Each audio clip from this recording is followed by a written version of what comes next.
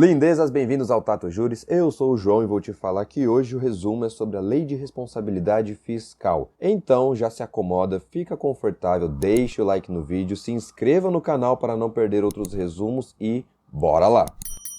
E qual é o principal objetivo desta lei? Simplificando, é o equilíbrio das contas públicas. E para fins desta lei, entenda equilíbrio como tentar manter a receita maior do que a despesa. E isso a gente vai chegar um pouquinho mais para frente. Mas aí vem aquela pergunta, como chegar neste objetivo? A própria lei vem e traz algumas possíveis soluções, como por exemplo, por meio de planejamento e transparência. E quando falamos de planejamento, nós nos referimos a um trabalho multidisciplinar que geralmente será realizado por economistas, advogados, administradores, entre outros. Já a parte da transparência está relacionada ao fato de que todas as informações serão públicas para todo mundo ver, beleza? Mas nós também podemos chegar a esse equilíbrio por meio de prevenção contra riscos, ou seja, aqui a situação ainda pode acontecer. Sendo assim, o foco é evitá-los. Porém, temos também aqui a correção de desvios, e aqui entenda desvios como erros, também riscos e problemas. Já aqui, como é correção, os problemas já aconteceram, então o foco é corrigi-los. E lembrando, tudo isso aqui é focado no âmbito econômico. E claro, uma outra forma de atingir esse objetivo é por meio de cumprimento de metas. E aqui sim, de forma bem mais explícita, é tornar receita maior do que despesa. E uma das formas de se atingir esta meta é justamente limitando o gasto desta receita. E como se faz isso? Vamos gastar menos com o pessoal, ou seja, precisamos contratar mais pessoas, precisamos de novos concursos públicos? Ou então, que tal diminuirmos a seguridade social e se criarmos novas regras para dificultar a aposentadoria? Menos gente aposentada são menos gastos. Ou então, e se a gente fizer menos dívidas de investimento? E se os fundos e títulos de crédito começarem a ter um pouco mais de valor? Se a gente, em vez de comprar mais, vender mais? E por fim, trago aqui para vocês diminuir a quantidade de restos a pagar. E atenção, estes restos a pagar refere-se às dívidas que serão pagas no ano seguinte. Como assim? A administração pública vai ter um dinheiro em reserva, também conhecido como empenho. Essa expressão pode aparecer na sua questão, então já vai ficando familiarizado. Esse dinheiro é utilizado para um produto ou serviço, seja a construção de um hospital, seja limpar um terreno baldio, algo do tipo. E uma vez que esse serviço é liquidado, realizado e entregue, ele precisa ser pago. E esse pagamento deve acontecer no mesmo ano fiscal, não é no mesmo mandato, é no mesmo ano fiscal. Porém, contudo, entretanto, todavia, caso esse produto, serviço ou pagamento seja jogado, transferido para o ano seguinte, essa nova conta entra no cadastro de restos a pagar. E essa conta pode ser jogada para futuramente por diversos motivos. Ou o produto e serviço não foi entregue a tempo,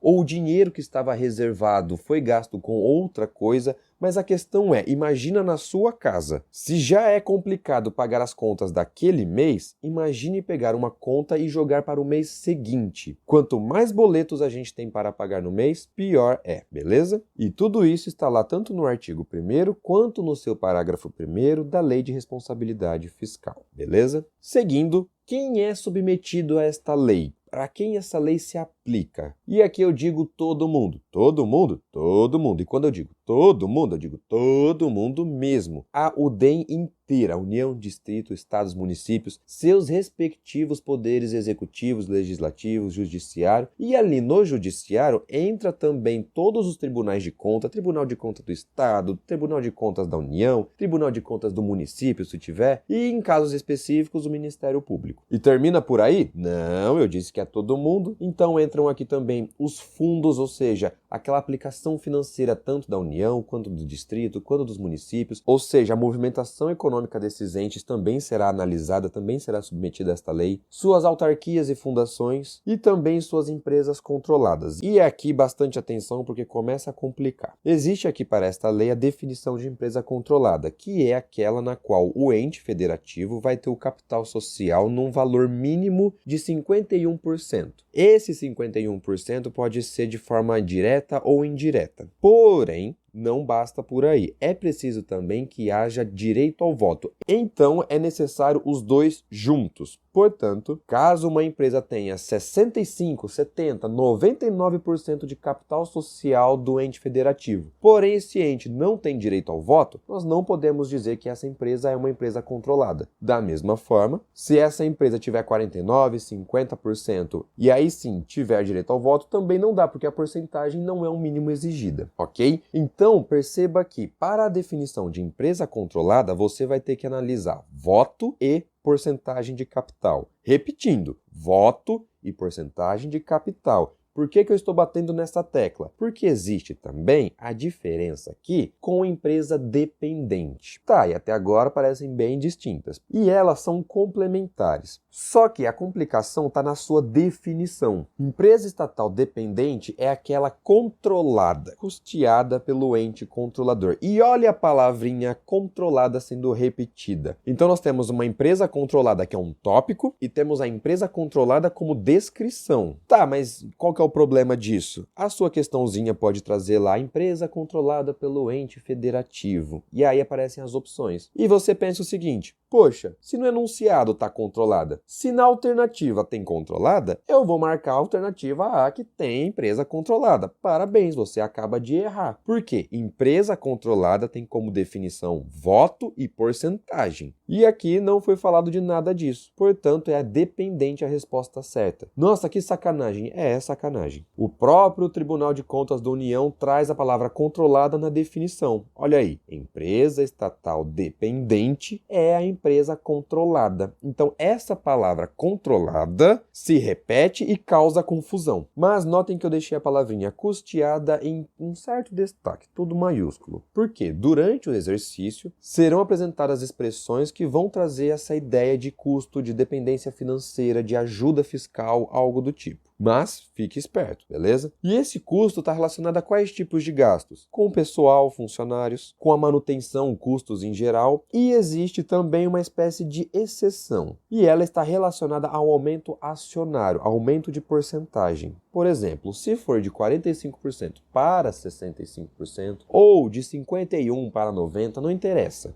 O importante é que este aumento não transforma a empresa em uma dependente. Calma que eu vou explicar. Sabendo que, para ter esse aumento acionário, existe ali uma espécie de aplicação financeira. Para ir de 51 para 65, de 40 para 90, o ente federativo tem que comprar ações. Comprar ações implica em gastar um dinheirinho. E então, esse dinheiro, você tem que fazer as seguintes perguntas. Ele está sendo utilizado para pagar pessoal? Ele está sendo utilizado para custos? Ou para comprar ações? Dependendo das respostas, chegaremos a uma específica conclusão. Exemplo: não está gastando com pessoal. Não está pagando custos. E não está comprando ações. Por conta do não nessas duas primeiras, não podemos dizer que essa empresa seja uma dependente. E atenção, eu estou usando a expressão não dependente no lugar de independente por um motivo específico que eu vou trazer daqui a pouco, beleza? E seguindo, e se a resposta for sim para tudo? Por conta do último sim, essa empresa também é uma não dependente. Agora, caso nós tenhamos dois sim e um não, aí nós podemos dizer que esta empresa é sim dependente. Por quê? Ela está gastando com o pessoal, está gastando com custos e não está gastando com ações. Então, se você tentar se lembrar dessa tabelinha aqui marcando sim, sim e não, as chances de você entender uma análise de um exercício que venha descrever uma empresa ajuda bastante, beleza? E isso tudo está lá no artigo 1º, nos seus parágrafos 2º e 3º. Tudo aqui da Lei de Responsabilidade Fiscal e também lá no artigo 2º. E aí, olha só o inciso 3º. Ele chega também a colocar ali a palavra controlada na definição de empresa estatal dependente e coloca ali a exclusão dela. Então, note que existe na lei a expressão empresa estatal dependente. Porém, não existe na lei a definição de empresa estatal independente. dependente. Então, tanto a doutrina quanto a jurisprudência entendem que será a empresa independente todas aquelas que não forem dependentes. Eu sei que fica confuso, porém, geralmente nós teríamos que ter aqui uma definição do jeito que tem ali: empresa controlada, empresa estatal dependente, receita corrente líquida, empresa estatal independente. Como não tem, nós vamos por exclusão. Eu sei que fica bastante confuso, mas vamos por um exemplo bem idiota. Suponha que tenha ali: todo mundo que pular está correto. Aí vem o exercício: fulano não pulou. Deduzimos que ele está incorreto. Então é basicamente essa análise que tem que ser feita durante a leitura de um exercício, ok? Eu sei, é chato, mas fazer o quê? E seguindo, aqui nós já vemos que teremos bastante informação. E essa lei de responsabilidade fiscal traz pra gente a presença de 2 anexos. O que são isso? São documentos extras, geralmente ilustrativos ou exemplificativos. Na maioria das vezes, eles servem para explicar como preencher determinado documento, analisar determinado arquivo e assim por diante. Um destes anexos é o de metas fiscais a serem cumpridas. Essas metas, elas são batidas de forma anual, ano após ano, e elas fazem referências a valores correntes e constantes. O que são valores correntes? São aqueles determinados nessas metas, e a base de cálculo deles é o cenário macroeconômico. E aí tem ali análise de bolsa, análise de dólar, análise de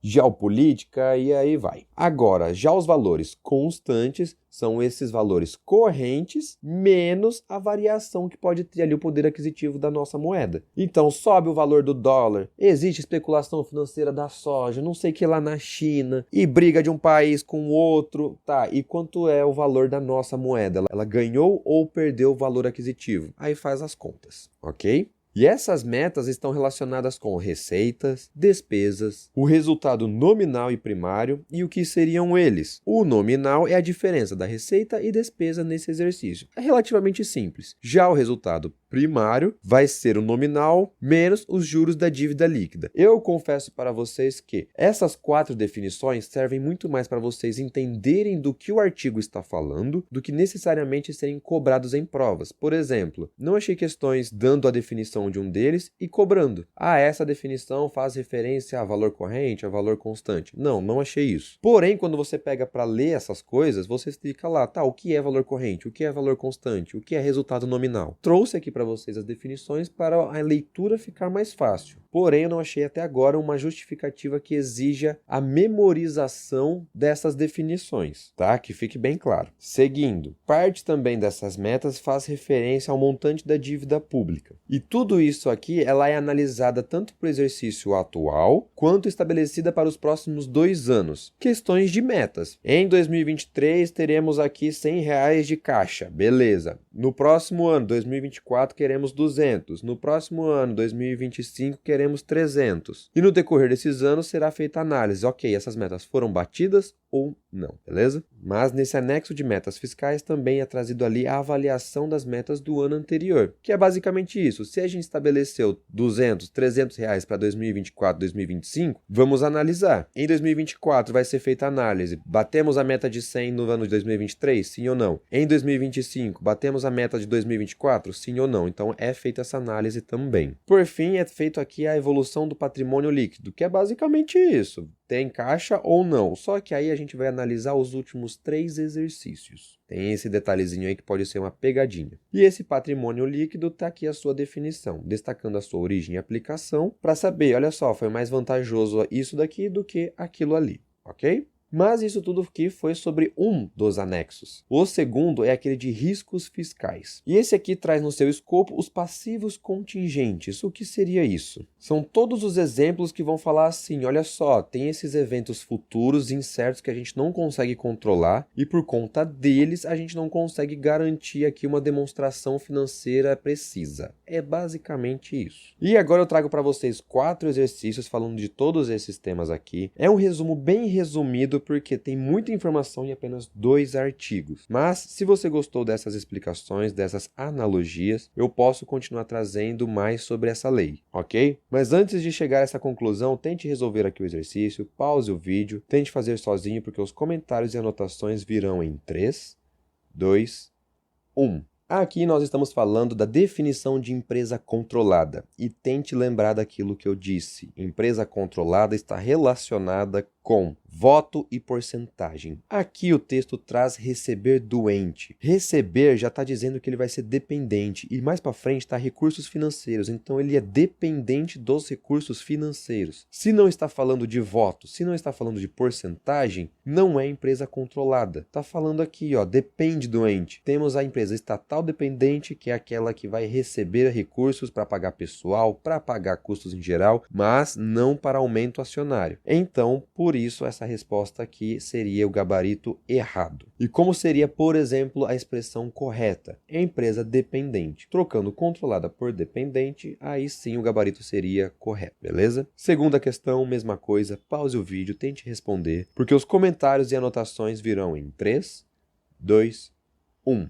Aqui está falando sobre as metas fiscais e olha lá a pegadinha, metas quadrienais. O que seriam isso? As anuais, ano após ano. Quadrienais, 4 em 4, praticamente a cada mandato. E nós acabamos de ver que essas metas fiscais são anuais, portanto essa também é um gabarito errado. Ok? Seguindo, terceira questão, pause o vídeo, tente responder, porque os comentários e anotações virão em 3, 2, 1. Olha só, partindo da análise do exercício anterior, nós poderíamos riscar ali a primeira alternativa, porque sabemos que essas metas fiscais são anuais. Assim, a gente já conseguiria riscar praticamente 3 alternativas. Nossa, eu nunca li sobre receita corrente líquida. Calma, leia o resto. As suas chances de errar já diminuíram bastante. E ali você chega e fala, tá, é sobre responsabilidade da gestão fiscal, é sobre as contas. Então, se ali está dizendo que todas as despesas relativas à dívida pública, vimos dívida pública, a expressão dívida pública? Vimos. Vimos dívida mobiliária? Vimos. Contratual? Vimos. Contratual? Sim, a entrega de produtos, serviços, a entrega de um hospital, a limpeza de um terreno baldio, a relação das receitas, tudo isso vai estar ali sobre a lei de orçamento anual, que faz referência à responsabilidade fiscal? Sim. Então você chega à conclusão. Sem necessariamente ter lido toda a matéria, sem necessariamente ter visto a definição de corrente, sem necessariamente ter visto a receita corrente líquida, você é capaz de realizar algumas questões. Ter em mente essa análise de exercício te ajuda bastante, porque é quase que humanamente impossível você ler toda a lei de todos os tópicos que um concurso geralmente exige. Então, fazendo por eliminação algumas alternativas, a chance de você acertar uma questão aumenta bastante. Ok? Quarta e última questão, mesma coisa, comentários e anotações em 3, 2, 1. Aqui voltamos a falar das metas fiscais, porém está pedindo ali a sua exceção do que é que essa meta fiscal não fala. E poxa, receitas, despesas, basicamente toda a lei fala relacionada a elas. Toda a meta é em relação a elas. Vimos a definição de restos nominais? Sim. Vimos de resultado primário? Também. Falamos da dívida pública? Tá lá. E o restos a pagar? Poxa, nós falamos de restos a pagar? Sim. Porém, não dentro do anexo de metas fiscais. O restos a pagar está meio que relacionada à ideia geral da lei. Está ali sobre algumas das suas formas de atingir o equilíbrio das contas, porém ele não está dentro daquelas metas. Portanto, a única exceção aqui é em relação ao item 3. E lindezas, esse vídeo foi uma sugestão de vocês, então deixe aí nos comentários o que você achou desse resumo, deixe também aí os seus complementos e claro, caso você queira ver outros vídeos resumidos, deixe também aí a sua sugestão de tema. Do mais, não se esqueça de se inscrever e ativar o sininho e até o próximo resumo. Valeu pela atenção, tchau!